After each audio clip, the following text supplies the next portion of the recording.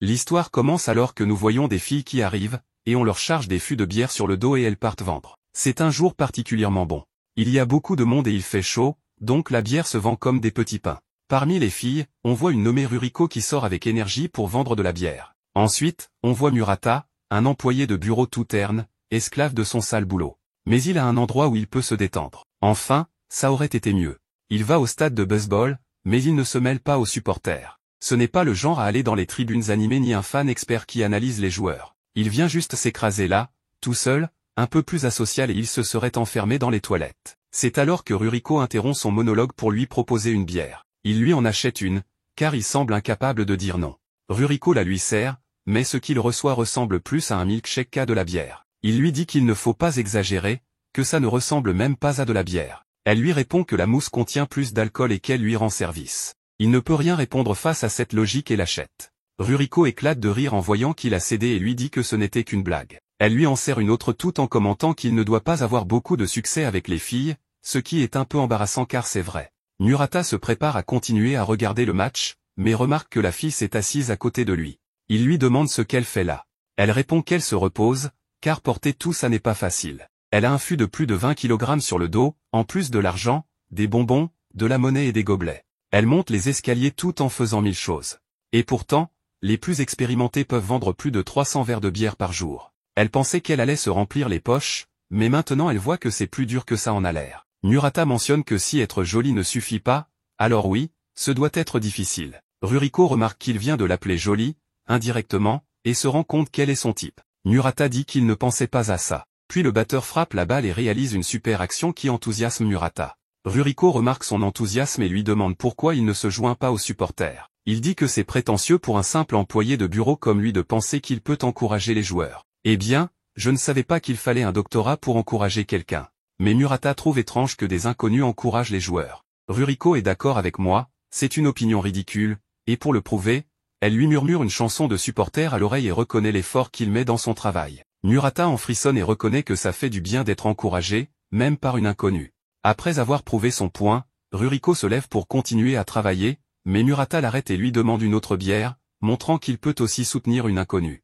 Ruriko lui sert sa bière et lui dit que ça sonne comme une déclaration romantique, puis lui demande s'il est tombé amoureux d'elle. Murata pense qu'il n'aurait peut-être pas dû dire ça. Ruriko lui montre son badge pour qu'il se rappelle de son nom, puis s'en va. En arrivant aux escaliers, elle peut enfin respirer. Elle a suivi le conseil des anciennes et s'est montrée plus directe, mais elle n'a pas pu s'empêcher de ressentir des petits trucs. Elle reconnaît ses progrès et pense à fêter ça le soir avec une bière, mais se rend compte qu'elle peut le faire maintenant. Elle réfléchit à comment faire sans se faire virer, et en rêvassant, elle ne remarque pas qu'une fille essaie de lui acheter une bière. Quelques jours plus tard, Murata retourne au stade. Cette fois, il a apporté un bon bento pour accompagner le match. Il n'a rien mangé pour faire de la place.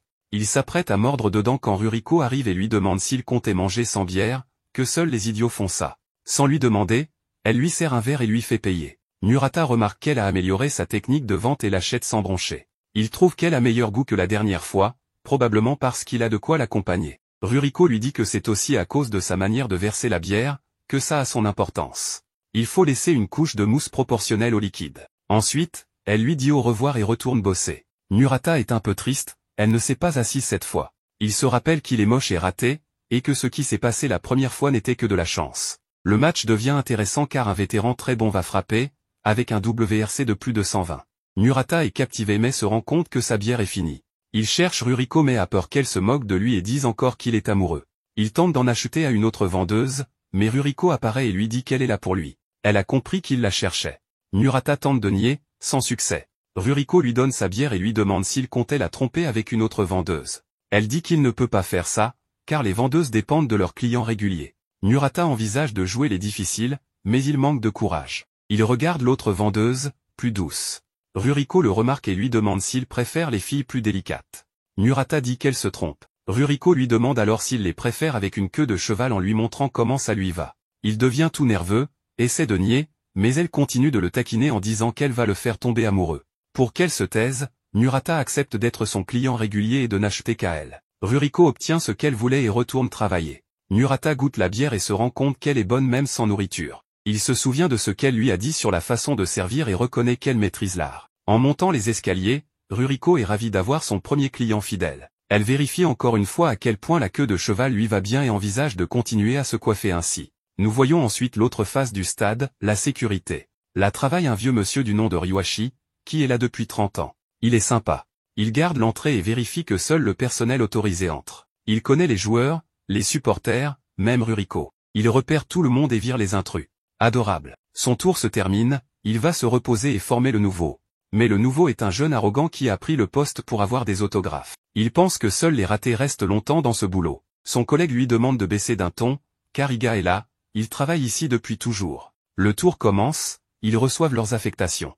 Ce gars est assigné avec Iga. Il mange des bonbons, et son collègue lui dit que ce n'est pas permis. Il répond que c'est pour ne pas faire d'hypoglycémie. Ruriko vend quand une fillette l'appelle. Elle s'appelle Miku, a 4 ans, et a perdu ses parents. Elle fond en larmes. Ruriko la prend et l'emmène au plus vite à Iga. Après tout, elle est payée à la commission. Iga signale l'enfant perdu. Le jeune se met à dire que les parents sont irresponsables de l'avoir amené là. Ruriko le réprimande sévèrement, disant que ses paroles peuvent traumatiser l'enfant. La fillette pleure encore plus en les voyant se disputer. Ruriko la rassure, explique qu'elle la défendait, et lui montre que son nom est annoncé au micro.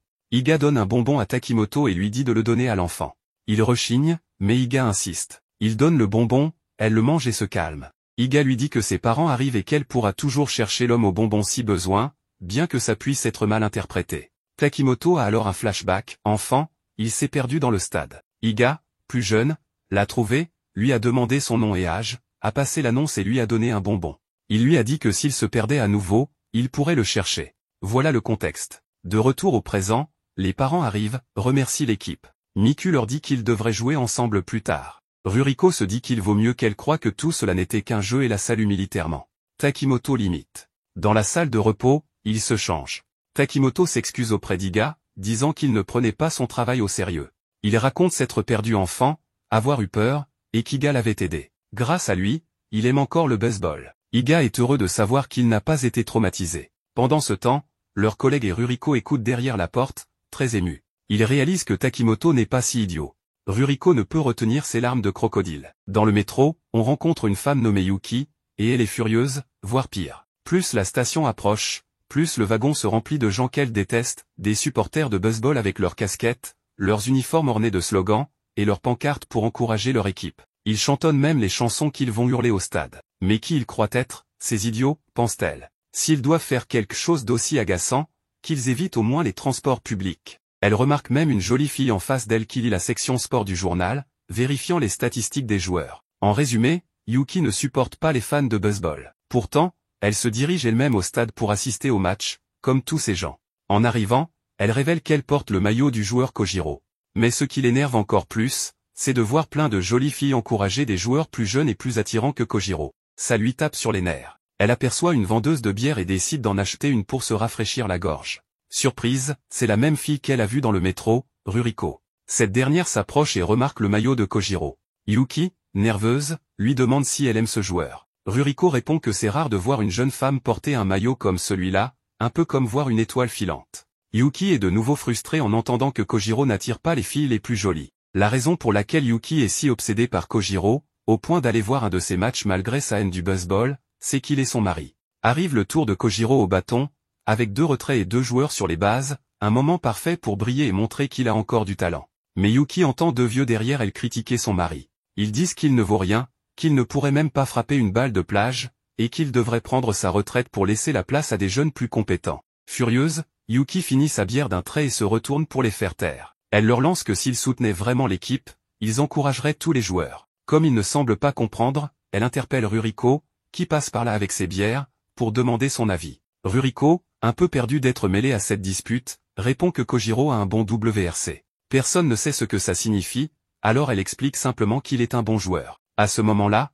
Kojiro frappe un home run, marquant 3 points. Yuki s'excuse auprès de Ruriko de l'avoir impliqué et lui achète une bière en guise de pardon. Les vieux en prennent une aussi. Ruriko sert tout le monde, amusée, en pensant qu'elle a entendu parler du WRC grâce à Murata, sans vraiment savoir ce que c'est. En quittant le stade, Yuki appelle son mari pour le féliciter et mentionne même le WRC pour lui faire croire qu'elle suit sa carrière. Quel naïf! Avant, Yuki allait au match en tant que membre de la famille et avait accès à la loge VIP, mais elle se sentait mal à l'aise si Kojiro ne jouait pas. Alors, elle a décidé d'essayer les gradins normaux pour voir ce que ça donnait. Et franchement, elle n'a pas détesté. Après le match, Ruriko continue de lire le journal sportif, espérant en apprendre plus sur le baseball. Un collègue, Koinatezumi, qu'on appellera Koinata, parce que son nom complet est trop long, la surprend en train d'essayer de s'y mettre. Il lui demande si elle a trouvé quelque chose d'intéressant.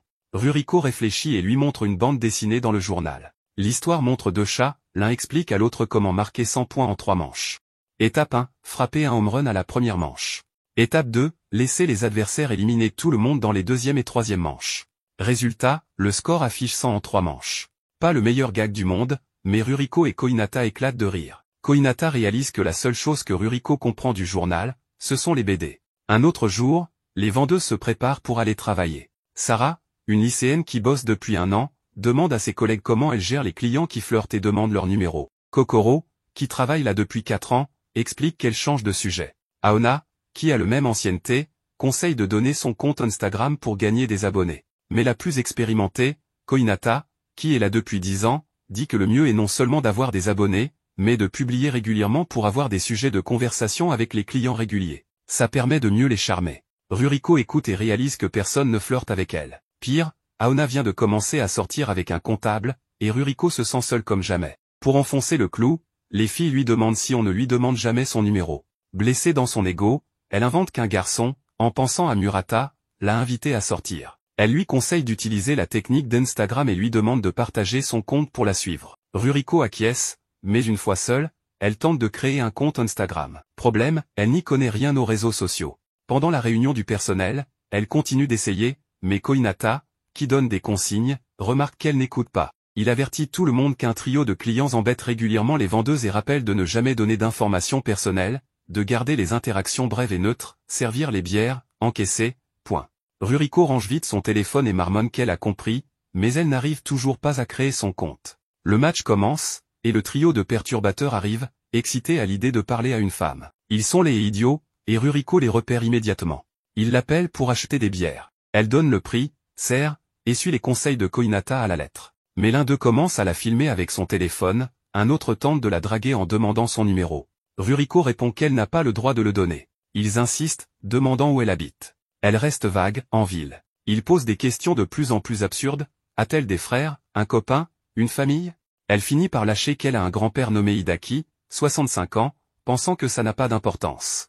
Les trois s'excitent comme s'ils avaient trouvé un trésor. Ils demandent son Instagram, et Ruriko, exaspéré de ne pas savoir utiliser cette fichue appli, leur propose un deal. S'il lui explique comment créer un compte, ils seront ses premiers abonnés. Les types, ravis, acceptent et lui expliquent qu'elle doit d'abord télécharger l'application et entrer ses infos. Mais Ruriko ne sait même pas ce qu'est une appli, alors ils doivent tout lui détailler. Finalement, il poste une vidéo de son agacement sur les réseaux, qui devient virale. Mais Ruriko a désormais un compte Instagram et s'amuse à l'utiliser. Une autre fille, Natsuno, est venue un jour au stade avec un ami et a été fascinée par les vendeuses de bière. Pour elle, elles étaient comme des idoles, mais au lieu de chanter ou danser, elles apportaient des bières fraîches directement à votre siège, avec leurs jolies casquettes et leurs mini-jupes sexy. Elle est tombée amoureuse de ce boulot. Naturellement, en grandissant, elle a postulé pour travailler au stade, mais il y a eu un hic. Elle s'est retrouvée à bosser dans la boutique du stade, là où on vend des repas et du poulet frit. Le patron a mal compris quel poste elle voulait, et comme elle ne sait pas dire non,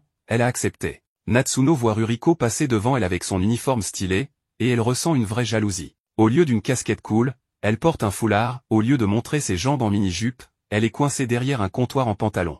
C'est dommage, car Natsuno trouve qu'elle a de superbes jambes, gâchées derrière ce comptoir. Mais elle reste toujours souriante et serviable avec les clients. Elle a passé 2 ans comme ça, sans que personne ne voie ses jolies jambes. Une vraie tragédie. Un jour, le gérant la remarque un peu abattue et lui demande si tout va bien. Elle assure que oui, car elle ne sait pas exprimer son mécontentement. Pensant comprendre, il lui propose une augmentation, ce qui est terrible pour elle. Ceux qui ont eu un boulot pénible savent que ce genre de geste vous enchaîne encore plus. Le gérant croit récompenser son travail, mais Natsuno sait qu'il creuse sa tombe. Murata passe acheter à manger. Elle le sert comme si de rien n'était, mais il remarque que quelque chose cloche et lui demande si ça va. Natsuno se demande ce qu'il a voulu dire. Murata pense qu'il a été trop loin et s'en va, mais pas sans dire qu'il aime la nourriture de la boutique. Natsuno ne le voit pas comme un prince charmant venu la sauver. Le gérant, voyant qu'elle semble toujours étrange, lui demande à nouveau si tout va bien. Elle explique qu'elle est juste fatiguée après une grosse journée. Mais il pense qu'il y a autre chose et la promeut chef d'équipe, enfonçant un clou de plus dans son cercueil. En fermant, elle voit les vendeuses de bière, heureuses et fraîches, exhibant leurs jolies jambes, et rêve d'être comme elle. Mais une petite fille, Miku, passe et la remercie pour le bon repas qu'elle lui a vendu. Ça lui fait réaliser que son travail a aussi du charme, et elle décide de s'investir encore plus et d'en profiter. Bonne nouvelle, car le gérant lui propose un contrat permanent. Quelle journée productive!